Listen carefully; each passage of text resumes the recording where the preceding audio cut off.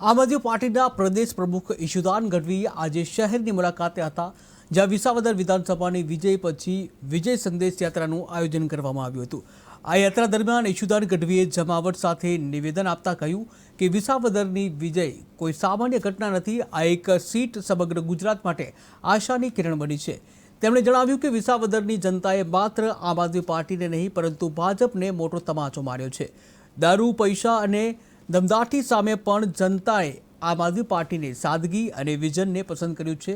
ત્યારે વડોદરામાં આમ આદમી પાર્ટીના કાર્યકર્તાઓ સાથે યોજાયેલી યાત્રામાં સમગ્ર શહેરમાં વિજયનો સંદેશ પહોંચાડવાનો સંકલ્પ લેવામાં આવ્યો।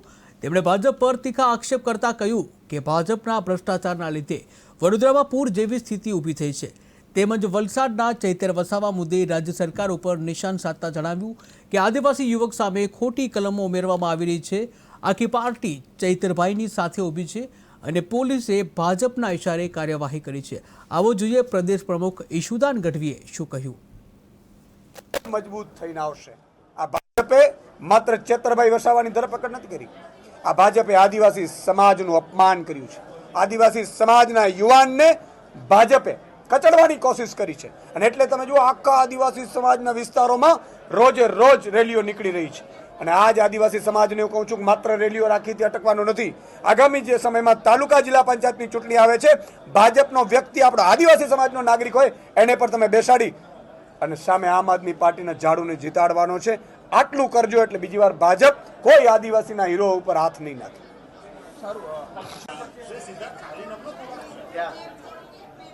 વિસાવદરમાં આમ આદમી પાર્ટીની જીત બાદ આખા ગુજરાતમાં 7 કરોડ નાગરિકો એવું માની રહ્યા છે કે 30 વર્ષથી ભાજપનો જે કુશાસન છે, ભાજપના જે ભ્રષ્ટાચાર છે, ભાજપની જે તાનાશાહી છે એને હરાવી શકાય એમ છે। અને એટલા માટે આખા ગુજરાતના 182 વિધાનસભામાં એક પ્રકારનું ઉમંગ ઘરે ઘરે જોવા મળી રહ્યો છે।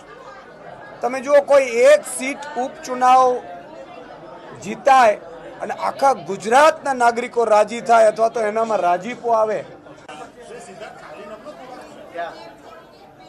વિસાવદરમાં આમ આદમી પાર્ટીની જીત બાદ આખા ગુજરાતમાં 7 કરોડ નાગરિકો એવું માની રહ્યા છે કે 30 વર્ષથી ભાજપનો જે કુશાસન છે, ભાજપના જે ભ્રષ્ટાચાર છે, ભાજપની જે તાનાશાહી છે એને હરાવી શકાય એમ છે।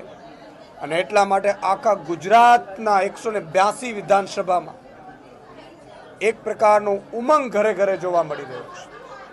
તમે જુઓ કોઈ એક સીટ ઉપચુનાવ જીતાય અને આખા ગુજરાતના નેતાઓના ભ્રષ્ટાચારના કારણે થાય અને પૂર આવે પછી કોઈ યુવાન અવાજ કરે તો એની ઉપર પણ પોલીસ ફરિયાદ કરે છે।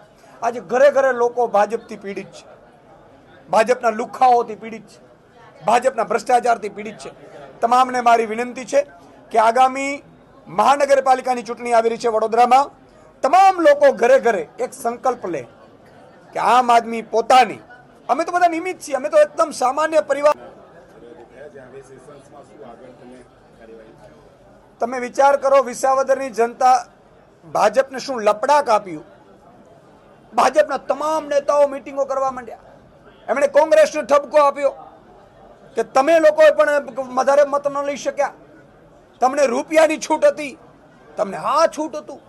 અને તમે વિચાર કરો કે એટલું બોખલાઈ ગયું અને ચૈતરભાઈ વસાવા બીજી બાજુ ભાજપનો ભ્રષ્ટાચાર ખુલ્લું કરી રહ્યા હતા। એક ગરીબોને આપવામાં આવતી યોજના મનરેગા યોજના માટે આજે અમે વડોદરામાં પણ પહોંચ્યા છીએ। મારી સાથે અમારા પ્રદેશ મહામંત્રી Manojbhai Sorathiya, state frontal president Pravin Ram સહિત આગેવાનો પણ અત્યારે જોડાયા છે, વડોદરાના ટીમો પણ જોડાઈ છે। અને આ વિજય સંદેશ યાત્રામાં અમે ઘરે ઘરે મેસેજ પહોંચાડવા માંગીએ છીએ કે ગુજરાતમાં આમ આદમીનું શાસન લાવી શકાય એમ છે। ભાજપે 1.5 વર્ષ સુધી ચૂંટણી ન થવા દીધી વિસાવદરમાં, કોંગ્રેસે 6 ધારાસભ્યોમાં કોંગ્રેસમાંથી લઈ ગયા અને એમણે પાછા ચૂંટણી આપી દીધી ને પાછા ભાજપમાં જીતાડી પણ દીધા, પણ એક સીટ વિસાવદરની 1.5 વર્ષ ચૂંટણી ન આવવા દીધી। ચૂંટણી આવી, ચૂંટણી એને હાનિ પહોંચાડશો મને તો એ ખબર નથી પડતી। એક બાજુ મીડિયા એમ કહે છે કે વિપક્ષ અવાજ નથી બનતું અને જ્યારે વિપક્ષ મજબૂતાઈથી અવાજ બનવા માંડે એને એમની દીકરો જ્યાં મરી જાય છે, નાગરિકો મરી જાય છે, રોડમાં ખાડા પડે છે, એમાં કોઈ ફરિયાદ નહીં, એના ભ્રષ્ટાચારની તપાસ પણ નહીં, હજારો કરોડની લૂંટ ચલાવવાની. આમ આદમી પાર્ટીના એક કાર્યકર્તા આજે જેલથી ડરવાના નથી.